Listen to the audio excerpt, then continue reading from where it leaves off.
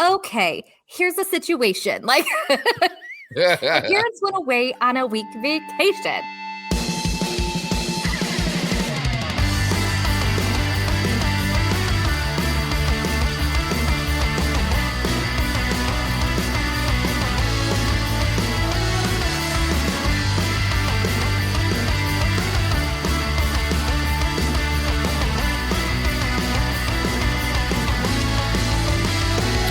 Well, hello, everybody, and welcome to another episode of Chris and Amanda's Song Swap Showdown. Down.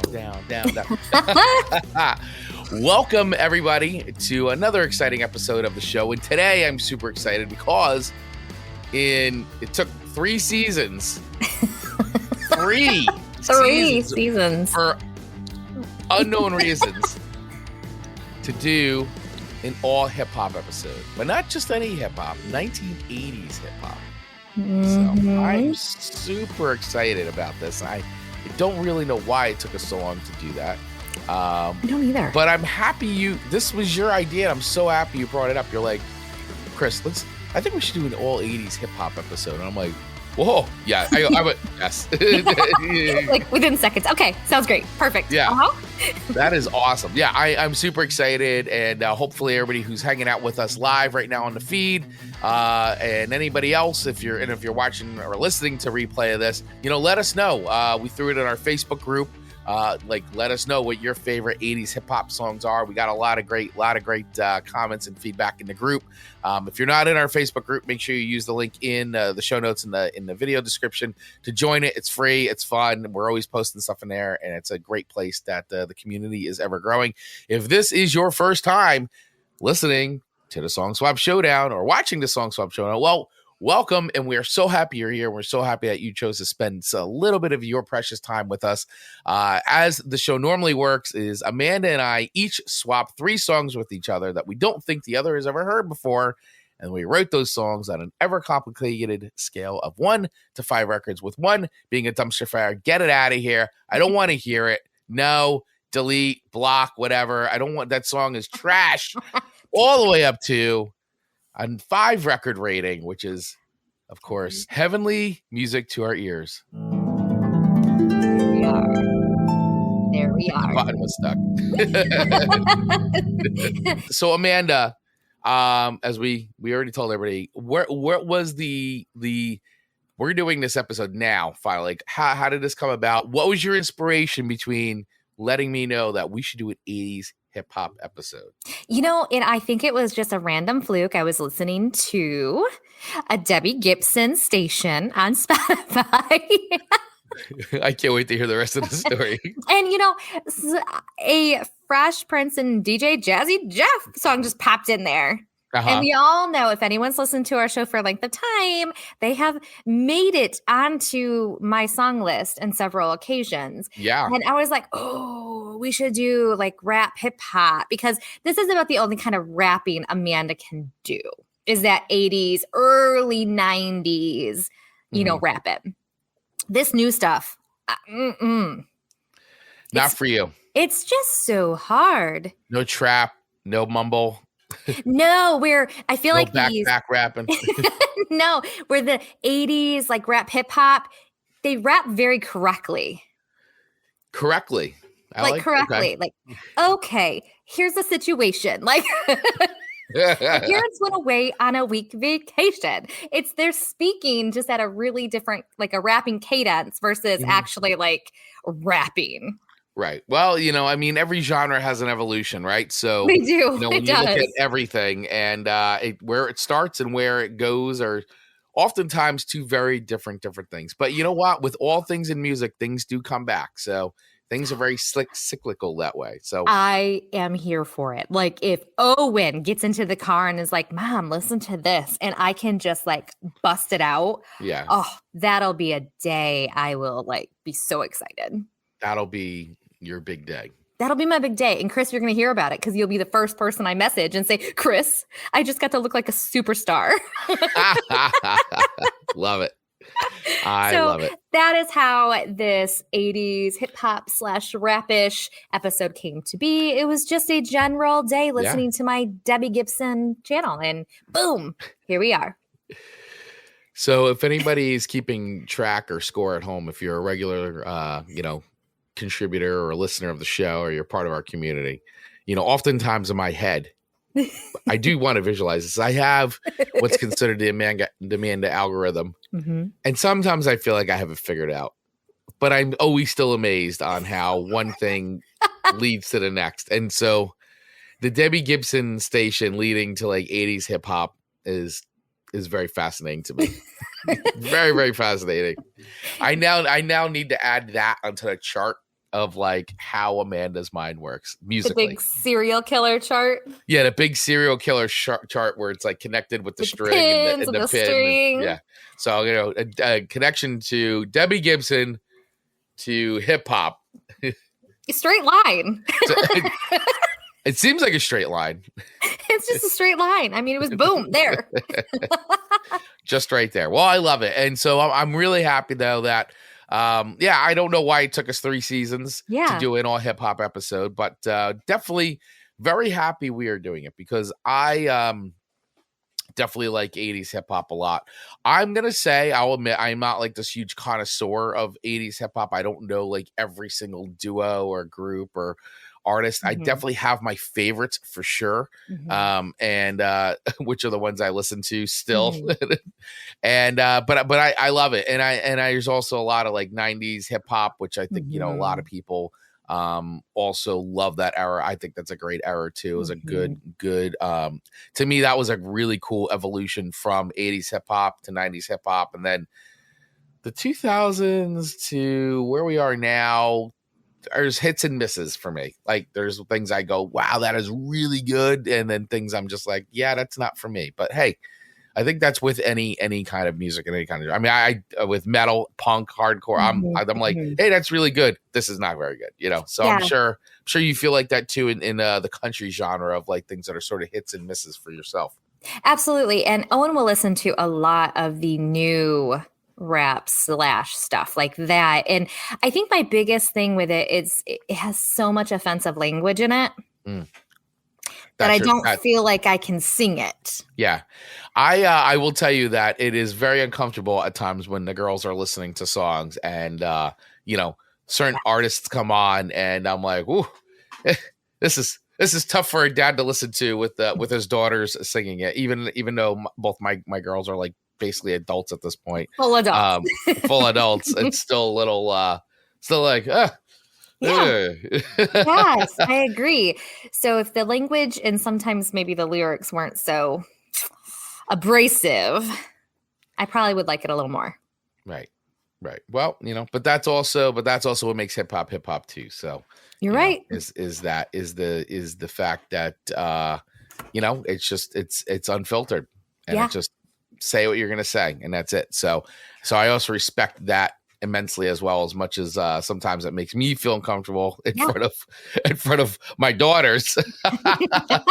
I also respect it as well. So I think that there's something for everybody for sure. So absolutely. All right, so let's dive into this because we've got a really good collection of tunes. I do too. To talk about today. And I would say for me, being a child of the 80s, having been born in 1974, definitely hip hop coming on. I mean, my exposure to hip hop was full on MTV, Run DMC, like first, like for real, like hip hop artist to me that just like came on MTV with their music. And I was just like, wow. And of course, I already knows Walk This Way and all that with Aerosmith, but like, even more so, like one of the songs is on my list, but like that was like my first like indoctrination, I would say, into the world of like hip hop and being like, wow, this is like so different from like Van Halen and Iron Maiden and Ozzy and Led Zeppelin and the Beatles, like which is kind of all in Kiss. Like it's pretty much up to that point is pretty much all I was listening to is just rock music and rock radio, and then here comes Run DMC, these 3 guys from Queens just like tearing it up. Like, in a style that I just was like not used to hearing. And I was like, this is really interesting and very cool. I was, and that was kind of it. I was like, that was like my gateway into like, now another genre of music that like I totally wasn't even like listening to much before, so I remember that. It was great. I thought that was an awesome way to sort of get introduced into the world of hip hop for myself. How about you? How did you even start listening to it? Because I know you weren't an MTV baby. No, I was not allowed to watch There was MTV. no MTV on in your home. So you didn't get the Yo MTV Raps experience or anything like that, which was awesome, by the way. So I'm going to assume that your hip hop experience came from either the roller rink or just pop radio in your area. Yes. So the roller rink, like huge contributor to me knowing so many of these songs. And then the others like filtrated through my older sisters. There you go. The older sibling route. Yes. There you go. Yep. If they had a car, I was able to hear music that maybe we wouldn't have listened to in our home. Mm-hmm. Inside a car. So it was a little different, but I was hooked. I was hooked. I felt so cool being able to sing those songs. Now, mind you, I did not know what any of them really meant. I just sang the words. You just sang the lyrics. You didn't stop to really think about what was going on in some of these songs. No, like I was so oblivious, so naive, still am to so much degree, as we've discovered on this show over and over. But it was like I'm mute to the words of the song. Half the time I get them wrong. We know that, right? I make up lyrics all the time. But yeah, some of these songs, even listening back and going and making our list for this week and listening, I'm like, wow, I didn't realize that's what this was about. Yeah, I'm sure that you probably had some eye-opening experiences doing the research for this episode.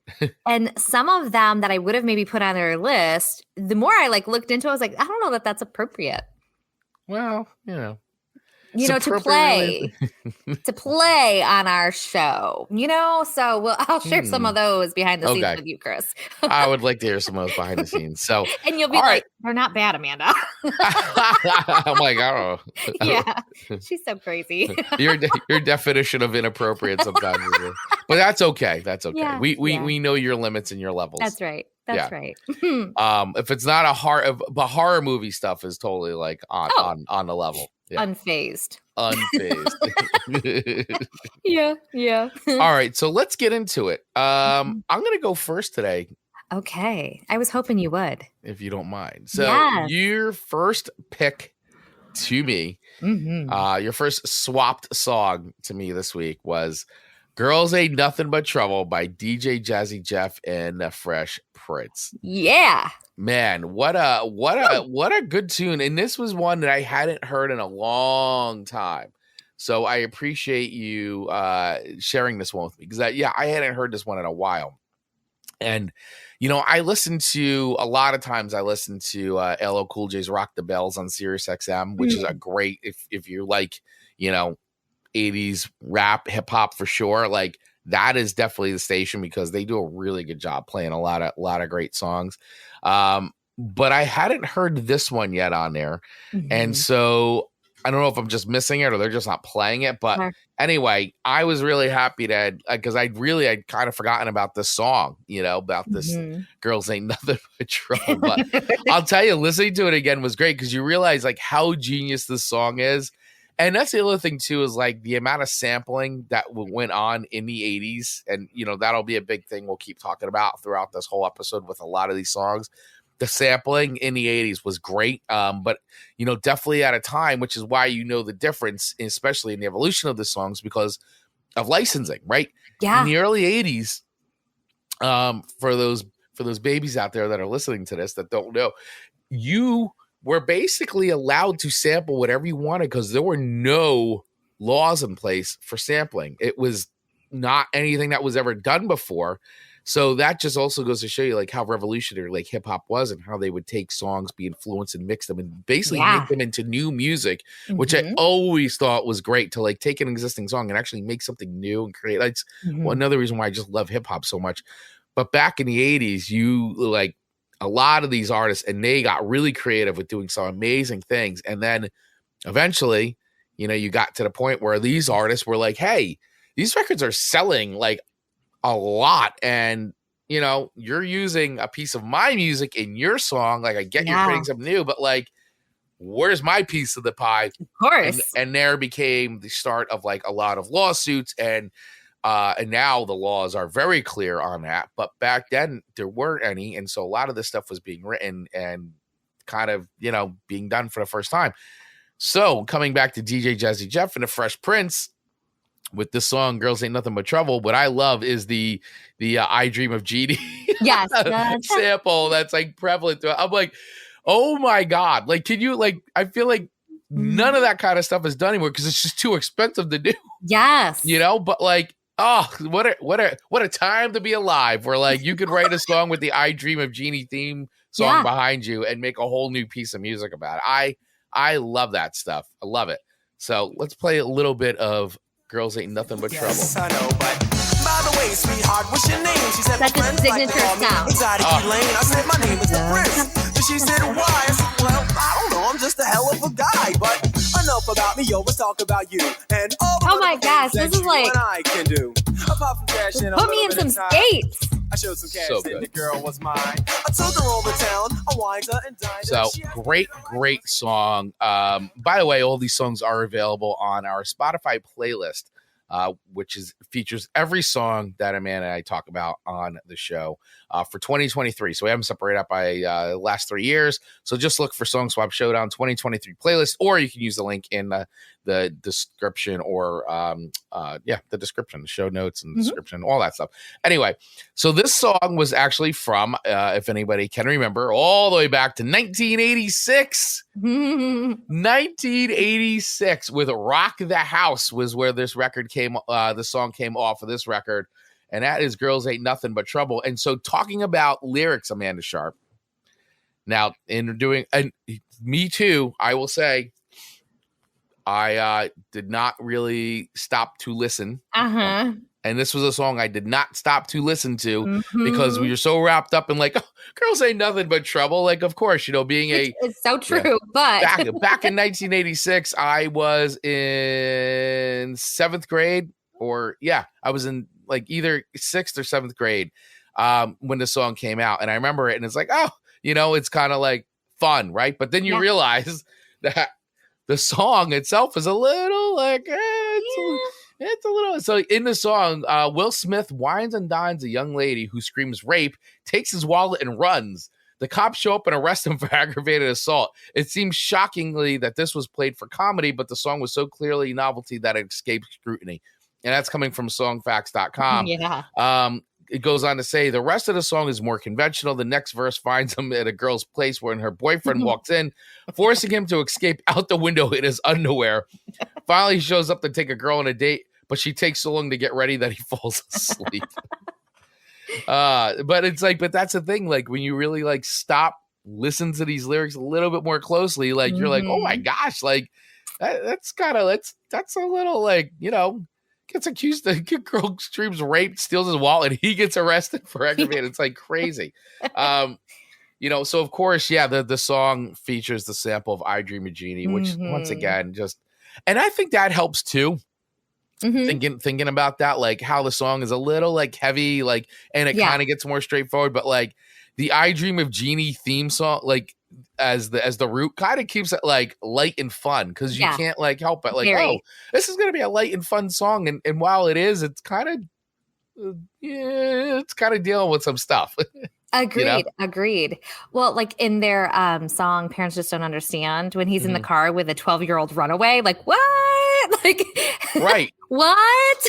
Like they had a great, and I think it's because of like obviously the breakout success and like just being the how talented the two of them are. But they really were able to kind of take some serious stuff and like add like, I don't know, make it like comedy in a way, but like still have it, but very accessible. Like they definitely had a sound, and like right away, like you said it, like, oh, there it is. That's my sound. And it's like that the DJ Jazzy Jeff and Fresh Prince sound is definitely recognizable. So this was released in 86 on an independent Philly label called Word Records, and it was later renamed Word Up Records. It actually didn't chart at first in America at all, but it got the attention of major label Jive, home to early hip hop acts Houdini and Kool Moe Dee, which signed the duo and issued the first album, Rock the House. In 1987, their second album, He's the DJ, I'm the Rapper, took off in 1988. Jive reissued Girls Ain't Nothing But Trouble as a single, and that time it reached number 57 on the charts. So, and of course, I think everybody remembers the breakout of He's the DJ, I'm the Rapper, because that's where we had a lot of big hits on that one. So, but I remember these videos at MTV. This video was actually directed by Scott Calvert, who created the movie, who directed the film The Basketball Diaries. So for any Basketball Diaries fans out there, there is a line directly from Scott Calvert from Basketball Diaries to DJ Jazzy Jeff and the Fresh Prince. And I love speaking of the videos, just all of those kind of 80s hip hop videos. It was one of those things where they always were like, here's the video, there's the camera, and they're like always going up in it. Like, it's so iconic. Like you can see it and go, this was from the 80s.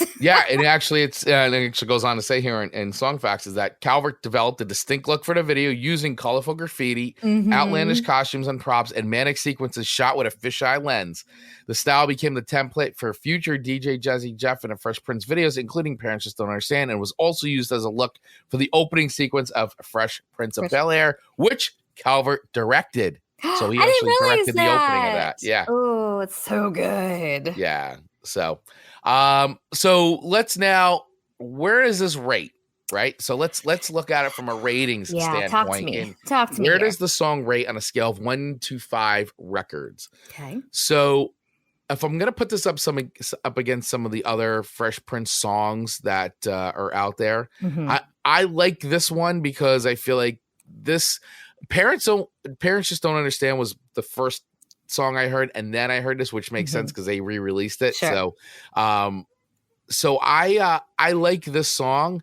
I think Parents Just Don't Understand is a little bit more like, just because it was the first one I heard, so I feel like I'm a little bit more like, there's an emotional attachment to that song. But this is still a good song because I do think it's I think it's just genius to use the I Dream of Jeannie, the I Dream of Jeannie theme song as sort of like the main like beat and rhythm of the song. So I love that sample. So anyway, with all that being said, I would give this a 3.8 records on a scale of 1 to 5 records. I don't think it's quite a 4 because I'm not, it's been so long since I listened to it. So it was nice to hear it again. And it felt like, this is so good. Like I remember being like, but then I'm like, again, some of the other songs, like maybe it's not a total like 4 or 5, but anyway, still 3.8. I still think it holds up. It holds up. It does. I don't know what the kids would think about it today. I think they would be like, wow, this sounds old. This sounds really old. What is this? But, And that's why I really hope it comes back, like in style, because I'm there for that. And I would have probably did Parents Just Don't Understand or Nightmare on My Street, but those have previously been featured on past episodes. Right. So I didn't feel like I could put them back on the list, but gosh, those are classics. So I take your 3.8, and I think, Owen being he's 16 and at some point he's really going to be dating somebody that I may or may not like. It just seems really relevant to me right now. Right. Girls Ain't Nothing But Trouble. And listen, I'm allowed to say that because I am a girl and I am a bunch of trouble. You know what? I would think that Marcus would agree with it. Yes. It takes a special person to put up with Amanda on a daily basis. Listen, Amanda will write a letter and you will be in trouble. That's right. I might do a video about it. Yeah. So I accept your 3.8. Thank you for that. Well, you are very, very welcome. So, all right. Wait, what do we got here? Boys Ain't Nothing But Trouble. You know what? You are not wrong, my friend. Dave, you are not wrong. Dave, I appreciate that. Yeah. And then Johnny Pica coming in. Good morning, friends and foes. Back of the cereal box. Man himself. Good morning. Good morning. Good morning. Now, Dave, I think Boys Ain't Nothing But Trouble either. I think Boys Get in Trouble versus more Make the Trouble. definitely boys get in trouble. Right. So I think, I don't know, for me, it's a lot easier to like accept getting in trouble and causing mischief than being the trouble or mischief. Right. Ooh, girls. Woo! Yeah. They ain't nothing but trouble. Ain't nothing but trouble. Ain't nothing so but much trouble. fun. Yes. All right, Chris. All right. Your first song to me is I Know by De La Soul. Oh, I was so happy that they finally put all the De La Soul stuff on streaming and once again, we were just talking about it, sampling. Yes, they were a product of getting hung up in renegotiating the licensing of all these samples, and it really took a very, very long time to make that happen. But we are here in a day, in a age where finally De La Soul's early catalog and just genius stuff is finally available on streaming. So it is, and very, very recently too. So very, very happy about that. Because now I can share this song with you. I just the classic sound of, again, that 80s hip hop that just starts. It just hits so different. It makes me like tap my toe, but in a different way. Instead of tapping my toe, it almost makes me like fling my shoes. Yeah. You know, if that makes sense. You can see what I'm saying. Like when you can visualize, right? When I say that. Yeah. So I just love the sound of these songs. And, I just love a good whistle. Oh, so great. So great. And that whistle is from Sitting on a Dock of the Bay. Which is super fun. And you know what I do find fascinating? And you'll see this on, I don't know, TikTok clips, maybe not so much as like Facebook videos that used to be around, but you give somebody who has the ability to rap / hip hop, they have that talent. You give them the beat to anything and they can start pumping out lyrics. Yeah. And so to get into the mind of these people who are writing the songs, did they just happen to hear Sitting on the Dock of the Bay and be like, oh, I can do a hip hop rap song to that and just start pumping out, I know, like on a napkin because they heard a whistle. Yeah, see, and that's why I just, especially this early hip hop stuff is just it's just so creative. Like I said, like taking other music and making new music with it, I just think it's just awesome. Like I just think I find it very fascinating like that. And that like, you could hear that and start to like put it together and be like, wow, that would be really cool to like take this and take that. And like, I could, it's just, it's a different way of thinking about songwriting, I think. Yeah, it seems reverse engineered to me where other songs, they're written on napkins from an idea or an experience that happened in the now, and then they add music as a secondary thing. I almost think this genre, here's the tune, the beat, the lyrics, the whistle, the inspiration first, and then they write lyrics to it. I could be wrong. Correct me, people, if you disagree. But I think there is something to that. I think they're very talented. So I like this song a lot. I didn't know that it actually was spelled like I, like eyeball. Like yeah, until you sent it to me, I was like, that's clever. Yeah. So let's listen to a little bit of I Know by Disney. Better for this than plug one. Don't have to worry about me squashing other deals, cause they've already been squished. Freeze a frame of our moves the same. Wish we can continue right behind the bush. You'll stay with me, I know this, but not because of all my earthly treasures, or regardless to the fact that I'm past the noose, but because I love you, man. I love this part. Ooh, so good. Yep. Using Steely Dan's Peg as the sample there. So good. So good. Oh, so good. It's really, it's just good beats. And good. I mean, but that's why I fall victim into not always hearing the lyrics, because I'm just bopping in my own little happy world to the beat. And I'm not even like I'm not beating to the lyrics. Yeah. Well, what's good about this one is that it is a lyrical love letter. That is the song. It is a love letter to a girl. It's like great. And that's the thing too, is like De La Soul for me, like the first time I heard De La Soul, which was a little bit, which was still during the 80s, but like they were so different from, the other stuff that had already come out, which was, Run DMC, and we just talked about DJ Jazzy Jeff and the Fresh Prince. And so they were they were part of that evolution, right? Mm-hmm. So we're talking about the evolution of like hip hop, and they brought a different like style and different like just air about them, and just started like being a little bit more creative, like just making it their own. Like I really feel that De La Soul developed like their own style that then like influenced like so many other artists like going into the 90s. With especially with this record. This record was just a phenomenal. It's from start to finish. This is a solid record. So I'm so glad right now that it's back out on that it's out on Spotify now. 3 Feet High and Rising, people. Released in 1989. Gotta get it. Gotta listen to it. It's amazing. Barely squeaking in with an 89. And there were a few songs that I swore were late 80s and actually ended up being very early 90s. And I was like, oh, I guess I can't put that on the list. Same thing here. I was like, oh, this is clearly an 80s. And I'm like, oh, wow, no, it was released in 90 or 91. I'm like, oh, yes, wow, okay. yeah. Does not make the list. Yeah, there were definitely some, transition into the 90s that were very similar. Yeah. So okay. All right. I feel like this is that traditional rap hip hop that I'm liking. I love the whistle. I give extra points for whistling. Yes. Yep. Oh, so that good. Otis Redding. Great. Yes. So I feel like this has the elements to make up a pretty good score. Is it my favorite one of all times? No, but it's solid. So I'm going to give it a 4, and I feel confident about that 4. Nice. Well, that is a good rating. I appreciate that. I think it's definitely deserving of a 4 for sure. As far as the song goes. And by the way, you were talking about how did this song come about? So yeah. And so in facts they actually talked about it. So Posnius of De La Soul recalled to Rolling Stone, when me and Dave worked in the mall, we would just hear songs playing in the loudspeakers. They would always play Steely Dan's Peg. And we were even then aspiring to be a group. And we were like, yo, that could be a dope song to use. So when it came about time to use it, we took that part, I Know I'll Love You Better. And we took the Lee Dorsey beat. We used the horns from another Mad Lads record, Make This Young Lady Mine. And that was it. It was fun. And it was my first kind of time programming a beat. So there you go.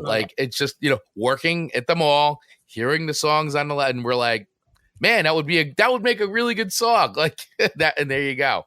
It's just awesome. So yeah, we've got a bunch of samples, as we said. Steely Dan's Peg, Sitting on a Dock of the Bay, and 1969 song, Make This Young Lady Mine is another instrumentation used for the song. So 3 songs to make up, and then what they add to it, so great. I love it. And let's just go back and just take a moment to appreciate while they were working at the mall. Yeah, while they're working at the mall, which was a lot of people's very first job or second job. Yeah, working at the mall, man. I miss it. You go into stores and it's all teenagers working there. Even today, you can still go in the mall and there's like teenagers working in the mall. Agreed. Especially the night shift, the after school shift. Yeah, for sure. Dave Mattingly checking in with my favorite De La Soul song is Tread Water. Great song. Good song. I'm sure I know that one, but I don't know that one by the title of the song. It's a good song. I'm sure I know it, though. I'm going to write it down so I know. You write it down. I'm doing it right now. I'm writing it down. It's written. It's written. You write it down. On my purple paper. On your purple paper. Oh, what? And then he also came in and said, Amanda, that's not true, talking about or that's true. There are generally more drama queens than drama kings. Ain't that right? Going back to our first song of the day, Girls Ain't Nothing But Trouble. Ain't nothing but trouble. You're muted, Mike. Your mic's muted. Oh, there we go. Girls ain't nothing but trouble. Ain't that the truth? Indeed. So now would be a very good time to take a very quick break. And we're going to just show some love for our sponsor. Mm-hmm. If you're a regular listener to the show, you hear us talking about this all the time. In fact, you see them on the screen right here. Our friends at campsite.bio. Once again, we can't say enough great things about our friends over at campsite.bio. We absolutely love them. It is the place to create your space on the web, and you can convert more followers into customers with this amazing link in bio tool created just for you. Now, Amanda and I talk about this a lot, and Amanda is in real estate, and she will tell you how precious that one space, that little sliver of real estate that you get on certain platforms like Instagram or TikTok, and how valuable that is. Absolutely. You only get to put one link in there. One. So why not make it a campsite.bio link where you can put all your links together in one spot, customize it, make it branded to you, regardless if you're just a solopreneur, a creator, a marketing manager, a small business owner, whatever you're doing, guaranteed you have more than one link going, whether it's a link to your store, absolutely, link to your YouTube channel, link all to day. all your other platforms that you're at. Like, I mean, there's so many links that you can create. And that's the thing is which one goes in there, we'll make it the campsite.bio link. And then that way people have access to all your links.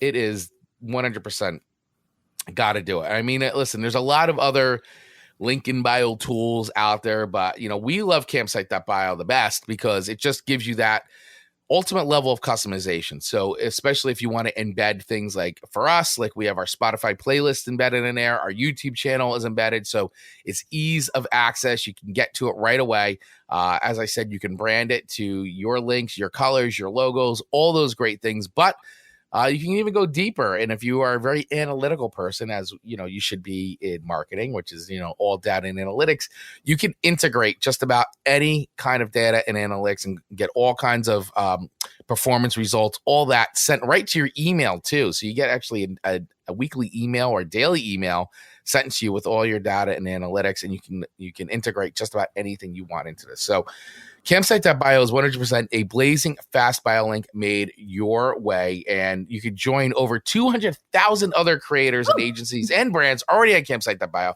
That is right. Over 200,000 others. Like, this isn't like, oh, there's like 100 others. No, there's 200,000 other users using campsite.bio. So this, I recommend it. Stay in control of your branding to create a bio link that matches you. The possibilities are endless with their profile customization tools. And guess what? You can download it for free right now. That's right. Campsite.bio. You can use it for free. Download it for free. Start using it. Get used to it. And when you are ready to make that upgrade, take it to the next level. Get the pro plan. Get deeper in analytics. There is a coupon code in our show notes right now. Use that coupon code on checkout and you get $10 off, courtesy of the Song Swap Showdown on your pro plan. What do you think of that, apples, Amanda? You know what I think? I think every time they have been a long sponsor of our show, which we are so grateful for. And every single time that you talk about it, you say it with just as much excitement as the first time, because you guys, when he says he loves this tool, as do I, but he like means this, like he has sold me on this like well over a year ago. So I just love your excitement every time you talk about it. Let that be a clue that it's a great tool and great product. Absolutely, 100%. Download it for free right now. And when you're ready to make the move to the pro plan, use our coupon code to get $10 off, courtesy of Song Swap Showdown. Boom. Love it. That's it. There we go. And now back to our show. Our regular scheduled programming. Yes. All right. So jumping back in, your number 2 song to me, which this was no surprise, I'm going to say, because I knew that this would be on your, I just knew it was going to be on your playlist. When you said, Chris, let's do an 80s hip hop episode.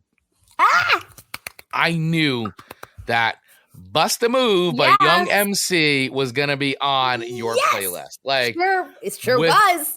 Without a doubt, I knew this was going to be on there because this is like, I could see Amanda totally grooving to this one at the roller rink. I can see you grooving to it now with your roller skates on. Hair blowing in the wind. A move. Yeah. Doing the bomb on my skates. Oh my gosh. Rounding those corners. Pretending like I am so cool.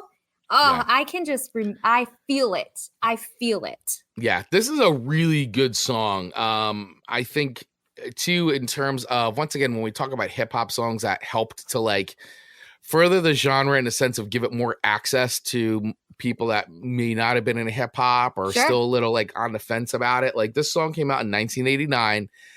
And once again, right on the cusp there, right before we turned the page into the 90s. Yeah. And this was a huge song. This was number 7 in the United States. Should have been number 1. Should have been number 1, but it really exposed a lot of, let's just say it, a lot of white kids to more hip hop. I mean, it really did. It brought it more into a mainstream audience. And it's a great song. It's a fun song.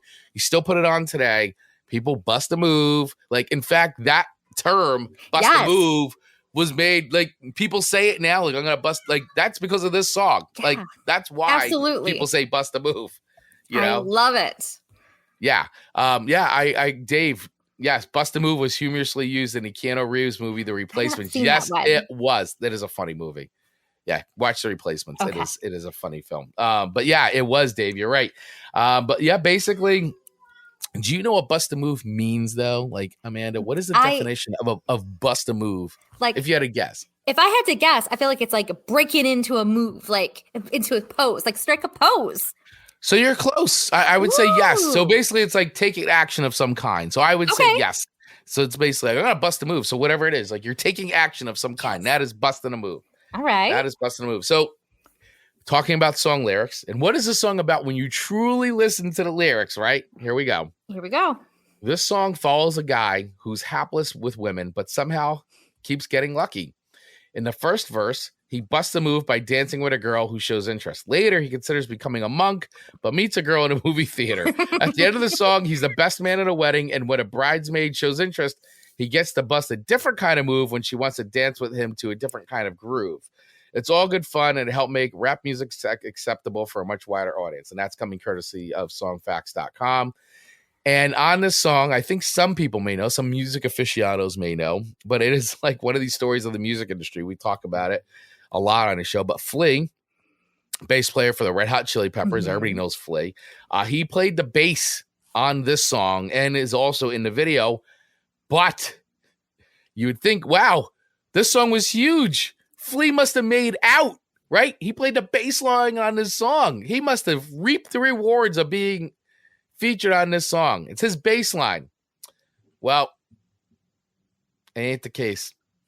Poor Flea did not reap the rewards of playing bass on this song. In fact, he explained to Bass Player magazine, I have a bitter taste in my mouth about that because I feel as though I got ripped off. The bass line I wrote ended up being a major melody of the tune, and I felt I deserved songwriting credit and money because it was a #1 hit. They sold millions of records, and I got, how much do you think he got? Oh, just you saying it in this way, 50,000. 50,000. Wow. Like, not even close. Not even close. Less than? Way less than. For like the life of the song? Like everything? Oh my gosh. 5,000. You're gonna fall out of your chair with this one. I can't. I have to sit back for this one. They sold millions of records, and I got $200. Stop it, Chris. Afterwards, yep, $200. Afterwards, my lawyer told him you should throw down Flea some cash, but the record company said we told them exactly what to play. No one was even in a room at the time, but me and the engineer. It was ridiculous, but I learned from it.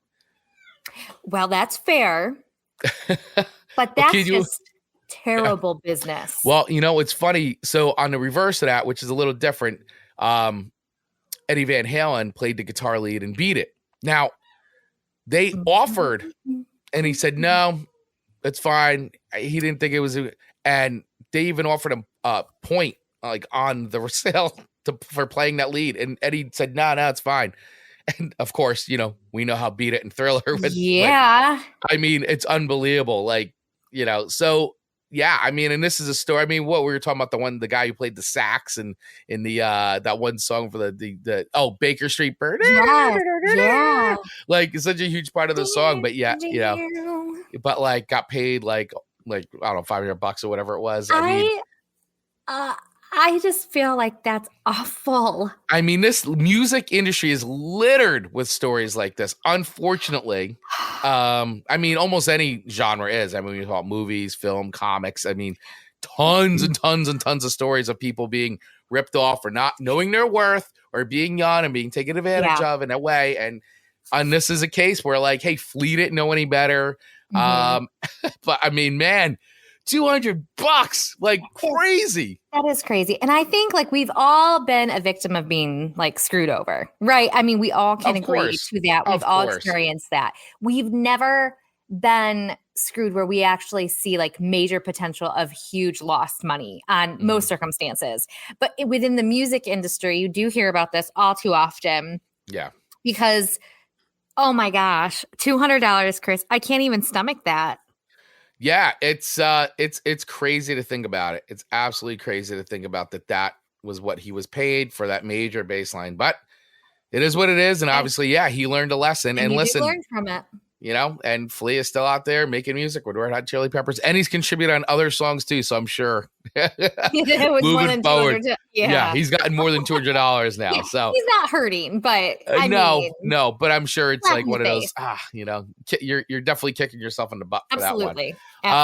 I thought it was funny too. Young MC also recalled to Rolling Stone, people look at rap and hard rock as the type of music that you slam your door after you argue with your parents and bang your head in defiance.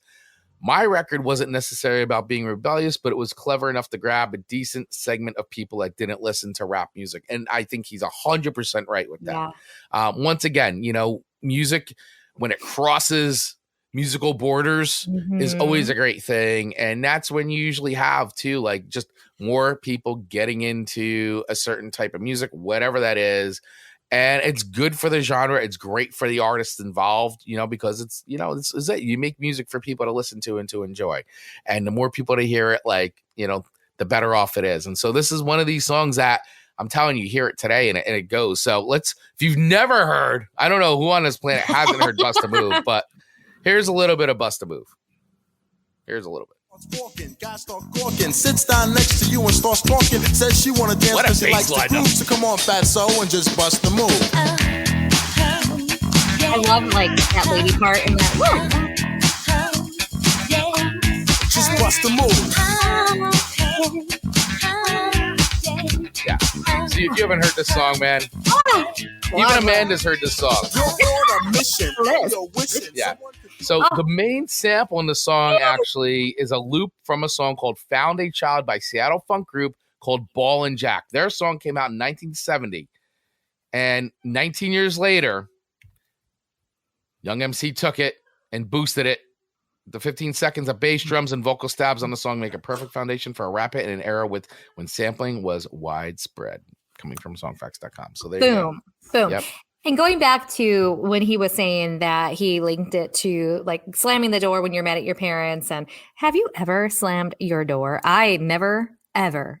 My door would have been taken off. I can't say I haven't done that. I have not done that. Yes, I've done it. To your parents? To my parents. I've done it. Might have even done it to my wife a couple times. No, I never said I didn't do it to Marcus. That's different, but not my mom. No, I think I've done it to my parents a couple times. I'm sure my sister, who's probably listening to this, will also attest to the fact of I know she definitely did it. more than I did, I will say. My sister had more cojones than I did. I would have gotten in so much trouble. Yeah. Well, but sometimes you just do things. Hey, you're a kid, you're a teenager, you got a lot of angst and anger for no reason whatsoever. So got to go somewhere. When I slam a door as an adult now, which is not very often, it seems like it's magically the pressure of the world is against me. And I'll go to slam it and it's the airflow slows it down. And then it's it's like in slow motion. Click. You're like, that's not the desired effect I wanted. Yeah. I open it and shake it again. Yeah. I want to slam the door so hard it's going to come off the hinges. Exactly. And it's break right through the wall. You can hear the air. So cruel. Amazing. I know. It doesn't give you the desired effect. You're like, that was completely not the therapy I needed. Yes. Yeah, exactly. Not what I needed. Not what I needed. All right. So sorry to digress us there, but hey. So how do you rate this, baby? So how do I rate Bust a Move? I give Bust a Move a very, very strong 4 records. Maybe even I would probably even go with a 4.2. Ooh. It's a great song, well written, a hit, through and through a hit song. Great song. I love it. I think it's cool. Why isn't it a 5 record? It's a great question. I think that there are just some other rap songs out there that are better than this. But as far as an important song in also, helping to open the door wider for hip hop music, definitely did that and more. So I have 4.2 records. Good song, great song. I think it holds up. Mm-hmm. I would think too that, I mean, listen, you put it on at a wedding and people are busted to move. So I was just going to say, I feel like this is one that lives on through weddings. There's always that little kid who's like 6, like, you know, really getting it. Yeah. Like totally like, yeah. There's Absolutely. always that kid when this song comes on at a wedding. He's like, Agreed. He's busting to move. Agreed. All right. So I accept that 4. I do. Okay. All right. Your second song to me. Oh, yeah. Fight the Power by Public Enemy. Oh, yes. So, okay. Also released in 1989, by the way. By the hair. This is probably going to be an unpopular opinion. Oh. But I'm going to say it out loud anyway. Say it out loud. This is not a favorite of mine. Are you just not a Public Enemy fan at all? I can't say I'm not a Public Enemy fan at all. They're probably more on my lesser favorites of that like period, but I just feel like this particular song just doesn't hit it with me. Like I don't enjoy it. I just don't. Why is that? Why is it? What is the thing that just doesn't do it for you? As far as is it the tone? Is it the beat? Is it the messaging? I mean, is it too serious? Is it too political for you? I think it's too political for me. Where the other songs that I've chosen are very more lighthearted, and that's how I kind of see hip hop. Like the tone of it, not even maybe the lyrics, but the actual tune of the songs are very like they're the boppy. And this one, it just hits different, feels different. And I don't want to come off as insensitive because I think the message behind the song is important. I want to be very clear when I say that. But they also reference Elvis Presley, and I don't love that. Well, yeah, I mean, listen, and this is why I've always loved Public Enemy.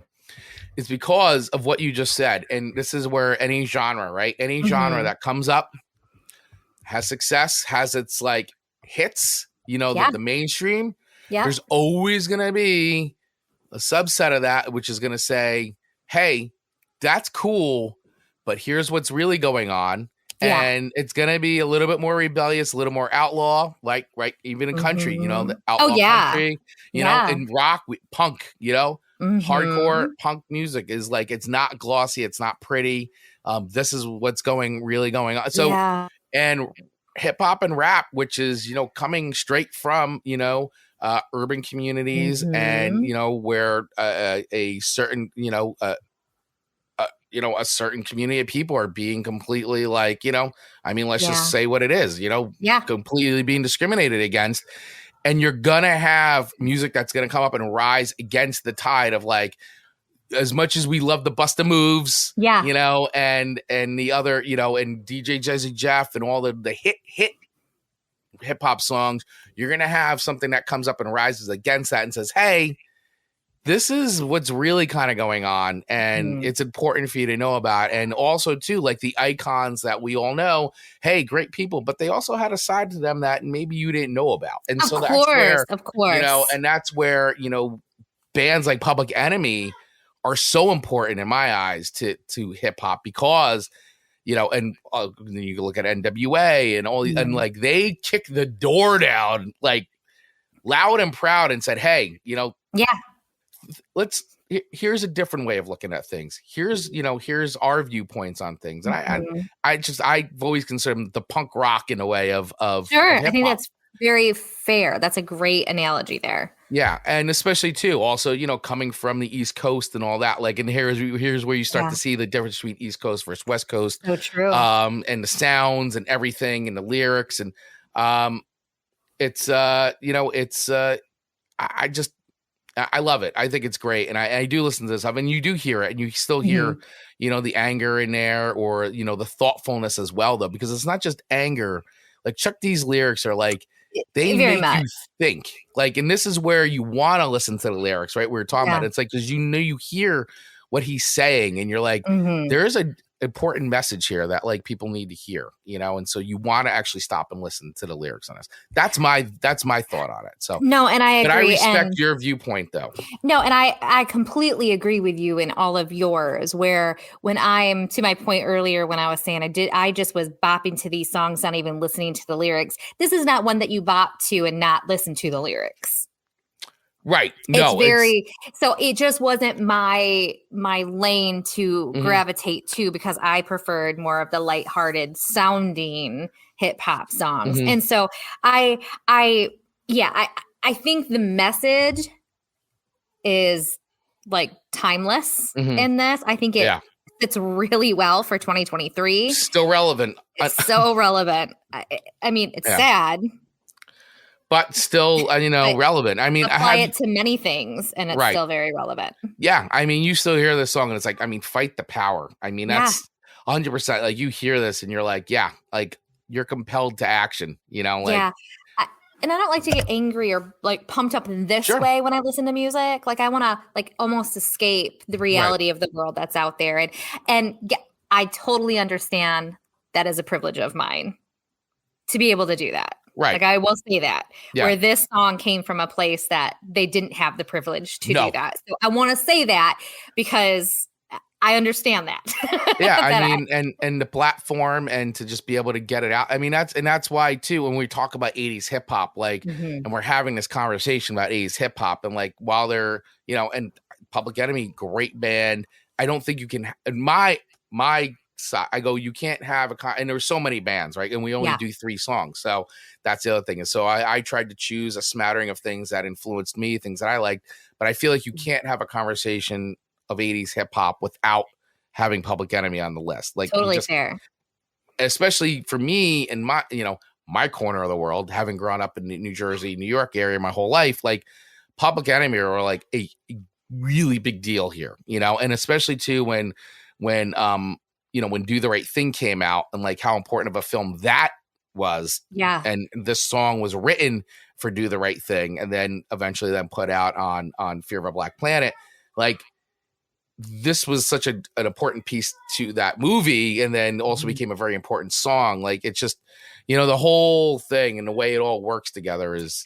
When was that movie released? So Do the Right Thing was also released in 1989. It was released in the summer of 1989. It should not come at any surprise. These were not things that were like really being viewed around here. That like, so in this message didn't resonate with me as a very young white girl. I'll just say that. Midwest white girl. Like very much so. And I mean, again, that's privilege. I get it. But so it hits different. I can appreciate it now as an adult listening to it. And I can appreciate why they had to do this and what they experienced to be able to write a song like this. And to me, that is amazing. I do love that it's still so relevant to being able to be applied in 2023. I think it's remarkable.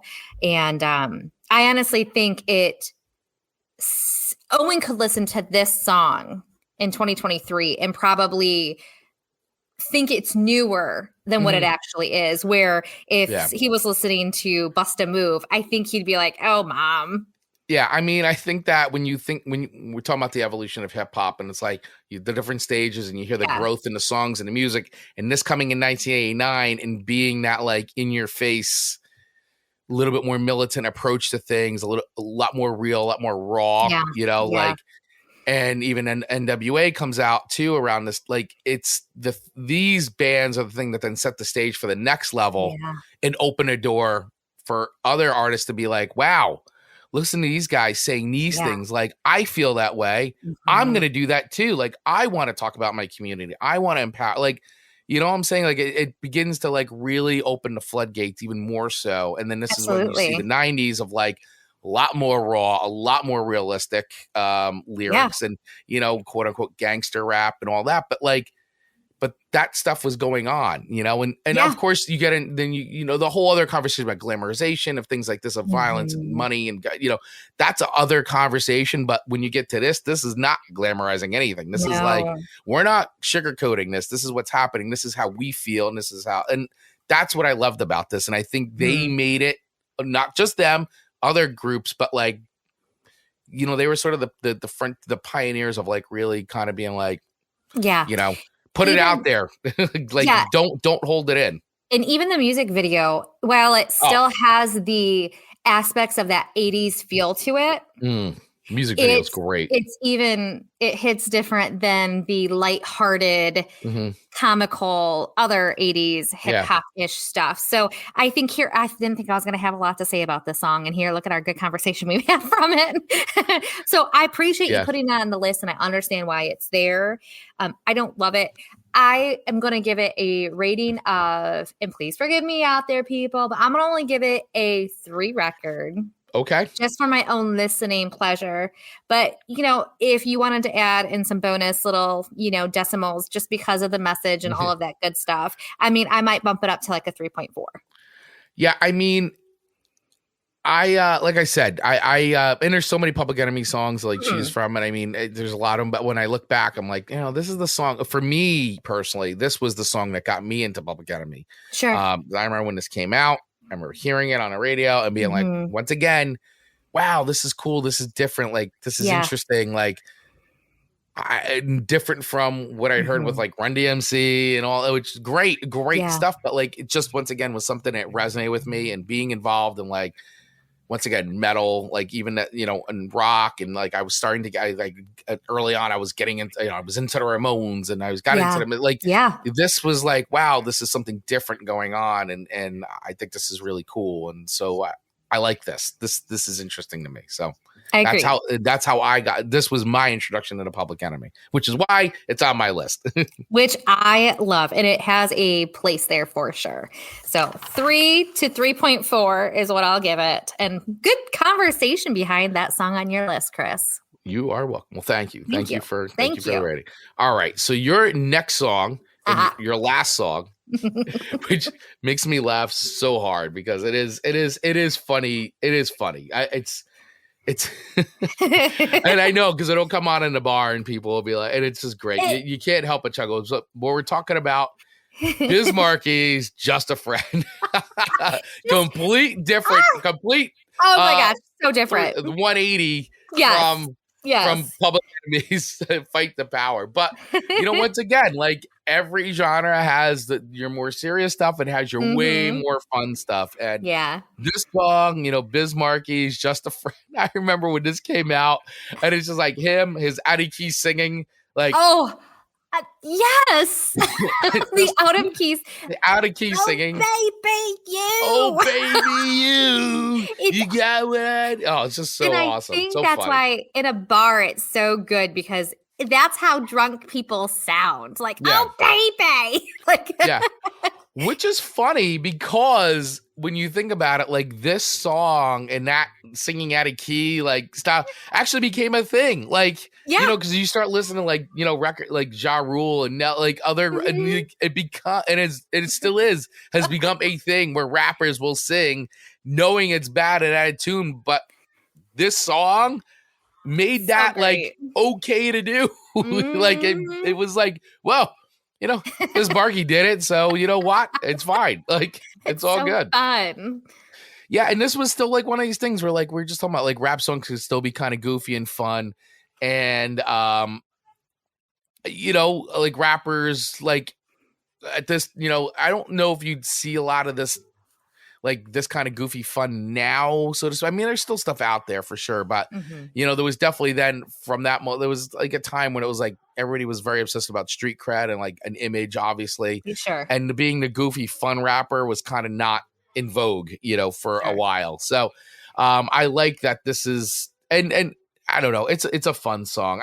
Is it an awesome song? Is it it's not one of the greatest songs ever for sure, but it's got a lot of fun to it. It's got a lot of fun. And when you hear, that you get, come on. Honestly, if nobody out there has ever heard this song before, you got to hear it. Here's a little bit of it. She tried to pretend. She said, no, I don't. I only have a friend. Come on. I'm not even going for it. It's like a conversation. You got what I need. But you say he just a friend. And you say he just a friend. Oh, baby, you. Got what I need. Almost like he's borderline laughing. But you say he just a friend. But you say he just like he's had a couple beers. Yeah. He's just I know. And the fact that he's rapping basically about a girl he meets at a show, I think is great. And so it goes on. So in songfacts.com, it goes, when he asks her if she has a man, she says she doesn't and that she only has a friend. He enters into a relationship with her where it would become apparent to most people that her man is much more than a friend, but poor hapless Biz doesn't figure this out until he surprises her one day and finds her kissing her friend. Poor Biz. We've all been there. We've all been there. So this is actually based on Freddie Scott's 1968 R&B song, by the way, You've Got What I Need, which was written by the Philadelphia songwriting production team of Kenny Gamble and Leon Huff. Biz Markie used the piano melody and the phrasing of the line, you got what I need, but changed the subject matter completely. Despite the obvious influence, Biz Markie, his real name, by the way, is Marcel Hall, is the only songwriter credited to this track. And this was common practice at the time, as most samples and interpolations were not cleared. So, once again, we talked about this back in the 80s. Wasn't really anything that was cleared, but that would all change coming down the pike in the 90s. That would all start to change. So, all the 80s hip hop acts really enjoyed that. And listen, once again, wasn't on the law book, so they weren't necessarily breaking the law until it became a law. So, once again, this is why it took so long for the De La Soul stuff to come on digital, because of all the rights that needed to be negotiated and all those samples, because you can't release that music without those samples, because otherwise it's not really the same song. Like, it's the song, it's part of the song. So you got that stuff has to be in there. It's not like, oh, we could just drop this out. No, you can't just drop it out. Like that's the song, I mean, and some of them have 3 within one. Like, I can't even imagine. Can you imagine going back to our first song, DJ Jazzy Jeff? Yes. And Girls Ain't Nothing But Trouble, and them not being and that stripping out the I Dream of Jeannie like theme. It wouldn't even make sense. No, it actually creates like it's not even the same song. Yeah, what do you do? There's nothing you can do. And then the people who knew it's an originality are gonna go, this doesn't hit the same. Right. So this is good though. By the way, this song charted number 9 on the US charts when it was released in 1989 off of the Biz Never Sleeps, Biz Markie. So does the song hold up, right?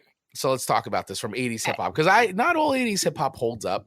Some of it's kind of aged a little poorly. This song, it's definitely more of, the goofy, fun novelty. I'd put it in a category of being a novelty hip hop song. But you're right. It comes on in a bar. People are singing it. It's like easy. It's a fun song to do. It's not. It's a fun song. Is it a great hip hop song? Is it all those things? No, but it's fun. But I don't know if I can give it a 4 or 5 record, because it's just it's a little bit. It's fun. Let's just leave it at that. It's a fun song. So I'm going to give it a 3 records. I mean, I don't hate the song. I think it's fun. It's a fun. I've said it 300 times already. It's fun. It's humorous. It's light. It's a good time. But it's an Amanda song. It's an Amanda song. But will come on and sing it? Hell yeah, I'm going to sing it all out of key. You got it. I mean, come on. And I think that's why people like it so much, because they don't have to be a good singer to sing it. No, it's fine. They can sing along. It's a very solid 3 record song, like solid, middle of the road, great fun song. But I dig it. I receive your 3 records. Thank you. Thank you. You are welcome. You are welcome. All right, my last song to you. And I was like, "There's no way I'm putting a list together without Run DMC." Like I said, my gateway into hip hop was Run DMC. That was 100% my gateway into it. I love it. So It's Tricky by Run DMC. Now listen, we talk about this often on our show, that TikTok can bring an older song back to life. And this particular song, all I can think about is TikTok when I hear it now, because there's the trend on TikTok where people are deciding, like, do they go left or right, because they're saying ketchup or mustard, and then they like go one or the other. Like a couple will do that or whatever. So all I can see in my head are these TikTok videos playing out in my head for this song now, and I'm like, man, I'm sure that is great and helpful, but it really takes it back. It doesn't like take me back to the 80s anymore. It takes me back to the modern era of TikToks. And so I feel like I don't realize that it's part of that nostalgia for me when I hear it anymore. Gotcha. Because I just feel like it's so relevant today still. Right. when you hear Run DMC. Yeah, on especially this song on TikTok. So I just think it's so like recent, even though it is not. It's 30 something years old. Yeah, which is also unbelievable. Yeah. Like I think about Raising Hell in this record, and when this came out, and it's like 1986. Still like I'm very much, like I said, into like my rock, hard rock, classic rock, metal. And then this comes out, and it's like, wow. Once again, this is really cool. And I think mostly everybody's experience with Run DMC was with the song with Aerosmith, which is Walk This Way, doing the Walk This Way cover, which I gotta be honest with that. Like, I don't actually, this is gonna be an unpopular opinion, but I don't think that song holds up today. Now, Walk This Way as an Aerosmith, I don't know. It's an important collaboration in music with rock and hip hop and all that. So culturally, it's a huge milestone for that. Sure. And introduced a ton of white kids into hip hop, like 100%. But listening to it today, I think it's aged not so great. Whereas I hear it's tricky, and I'm like, ooh, still a great song, man. And that's just me. I mean, so I'm going to say this out loud, and I might get some pushback on this. Right. But this song makes me think, like when it da da da da da da da da da da da da da da, it makes me think of Hey Mickey. Hey Mickey. Right. Oh, Mickey, you're so fine. Like, I feel like the cadence of that, these songs are very similar. Well, you're not too far off, because the sample that they use, the guitar riff that they use in this song, is from My Sharona. It's the 1979 hit My Sharona by The Knack. So that's where the main guitar riff is from. Interesting. The Knack. I was putting it into my more popular song in my head than the My Sharona. Right. Interesting. Which, once again, also is what makes Run DMC so great, is because they took and like go back and listen to Raising Hell, and you hear a lot of very relevant, very recognizable guitar riffs, things like that from very popular songs like that, which were great because it was a thing that was very well thought out and calculated by them to then introduce like hip hop to, like, on top of being like, we like this is good, we're fans of this, we also want to make music with this, but it was a good way into like getting more and more people into hip. It was, and I think that was genius on them to do things like that. And like, take a song like My Sharona and like build that into It's Tricky. It's tricky. Awesome. Yeah. Completely different. And Dave Mattingly agreeing with me. Chris, I'm with you. Walk This Way has passed. Yeah, listen, I don't want to cut on it. Once again, the cultural significance of Walk This Way, huge gateway into so many people into getting into hip hop. Awesome. But listen to it now. Yeah. This isn't slagging on the significance of it. It just doesn't hold up the way it did then. But like I said, when you listen to like things like It's Tricky and Peter, all the songs on this record, like not Walk This Way, holds it so much better. My opinion, by the way, which could be unpopular. So let's hear a little bit. If you've never heard It's Tricky, let's listen to a little bit of maybe Run people DMC. Haven't. Maybe people haven't. Let's listen to a little bit of It's Tricky. How is it, Dave? It's tricky. It's tricky to rock around. It's right on time. It's tricky. Tricky. In New York, the people talking try to make us rhyme. They really hawk, but we just walk because we have no time. And in the city, it's a pity because we just can't hide. Tinted windows don't mean nothing. They know who's inside. It's tricky to rock around. So good. Right on time. It's tricky. So good. I don't know. I still feel like it's super relevant. And I know it's like, listen, that style of rapping and all that is just, that is very 80s, and it's different from what, what you hear today, and what's but without certain bands, right? You say that without every genre, without this band, these things don't happen. Run DMC, 100% at that time, without Run DMC, a lot of things in hip hop I don't think progress the way they have. Fair. They are also a very, very important band. And what they did all around too. Like, I mean, I'm telling you, go back and listen to Raising Hell if you haven't listened to it in a while, and you're gonna be like, wow, that was very advanced for 1986. What they were doing, what they were putting out there, like, and you'll hear a lot of the techniques and things that they did then that are like totally still being done today, and you're like, man, they were ahead of it. They were ahead of it. They knew what was going to happen. Okay, where do I rate this song? So where do you rate It's Tricky in the pantheon of 80s hip hop and all the things that we've talked about today? Where is it tricky? Where is that going to lie for you? I'm going to give it 4 records, which has me thinking. I think it's fair. Yeah, and I honestly don't know, because I look at my list and I love it and it's fun, and these are like iconic songs that take me back to that. But if I had to choose a 3-5 records, hip hop songs, I don't know what they would be, if I'm being honest. Like, I feel like this genre in general, though I love it, I don't know that I hit any that are super like boom 5 records. Like, they're gonna live forever and always in my world and eternity. Yeah. See, I once again, we were talking about 80s, right? So yes. we weren't talking about 90s records, right? Because for me, right, there are some 90s ones. I will tell you right now, without hesitation, Dr. Dre's The Chronic, slam dunk record, slam dunk. Every song on that is awesome.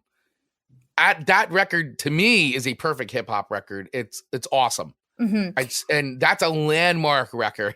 And I think maybe that's kind of cueing it in, where in the 80s, I felt like there were people were experimenting with it. It's fun. And while it has such a place and I love it, I don't know that I could truly pick 3. Now, if I'm going into the 90s, and this isn't about the 90s, but I do think there could be some solid, like, oh, here we go. It settled on a sound. Yeah, I mean, and you think about it too, right? So we're talking about some of these, like Public Enemy, 1989, Bust a Move, 1989. Like, we start talking about really on the cusp. The Chronic was released in 1992, so we're not that far away. No. And when you think about the evolution of sound, right? So It's Tricky, 1986.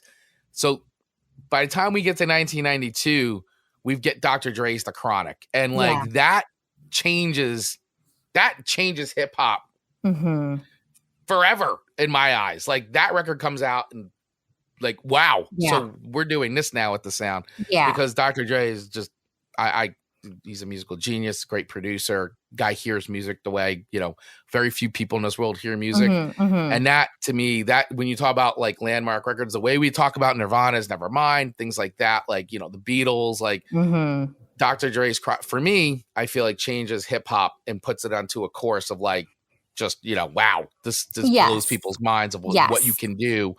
But when you think about like how we're not that far away from like Bust a Move, like, and fight the power to like The Chronic in 1992, like it's so true. Crazy to think about that. That 2 years made all the difference. But it's trends, styles, they're all different. So I love this. I think their 80s hip hop just is so cool, so nostalgic for me. I love it. Yeah, but it wasn't quite refined and at its full potential at that time. Yeah, a lot of great music, a lot of great songs, very important songs, very important artists came out in the 80s. I mean, I was watching actually, what was it? Oh my gosh, what channel? Oh, you know what? I think Pluto, right? So Pluto Network, I don't know if anybody, it's a free app. You can go on and they actually had, or I don't know if they still have it, but they had it for a while. They had a Yo MTV Raps channel, like, and they just played all the old Yo MTV Raps, shows from back in it, and Yo MTV Raps, for anybody that doesn't know, was basically like the Headbangers Ball or any of the other shows are 120 minutes on MTV, but it was predominantly just featured rap, hosted by Fab Five Freddy. It was awesome. And it was great. Like, you go back and you watch a lot of those videos, a lot of those songs, once again, being exposed to like an audience that, wow, didn't know this, didn't know that band, these videos getting airplay.